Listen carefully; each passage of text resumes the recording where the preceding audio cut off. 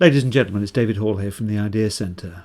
Looking to share with you this time some thinking around that deja vu feeling. There's that moment where at the outcome of a creative problem solving session, the problem owner has that niggling feeling that they knew this already. Haven't we seen this before? And it can somewhat undermine the outcome of the creative process, somehow diminishing the value of the outcome, despite the fact it is genuinely both novel and useful. Now, there's a very good reason why this happens, easily explained with a very simple schematic shown here. At the very centre, we've got an issue, a problem, a challenge, something that the problem owner has been trying to solve and can't. And then scattered around it, we have a number of potential solutions, and the model works like this. Effectively, the problem owner sits in the middle of the problem and scans the horizon for all possible solutions. They can evaluate each one of those solutions and eventually select the one that seems to be the best. And so they identify the best solution. You can forget the rest, and the best is the one that they're going to pursue. However, the model is fundamentally flawed because it completely ignores the mental blocks that sit inside our heads. There are things that happen within our brains that lock us in conventional and traditional thinking and blind us to a whole range of fresh thinking. And effectively, in this schematic, those blocks can be represented very simply by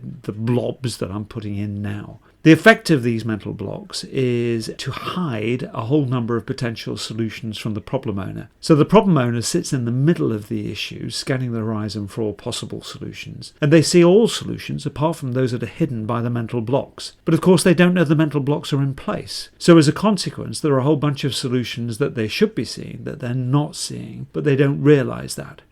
The effect of those mental blocks is to create a shadow that hides those potential solutions. The creative problem-solving techniques, using a mixture of divergent and convergent thinking, effectively sidestep those mental blocks and allow you to see round corners, and they reveal solutions that are otherwise hidden by those mental blocks. Of course, as soon as you identify that a solution is viable, that it would indeed solve a problem, you've effectively removed the mental block. You now have a direct line of sight between the solution and the original issue. The consequence is you think it's obvious that that is a solution in retrospect, simply because you have effectively removed the mental block, and hence the deja vu feeling.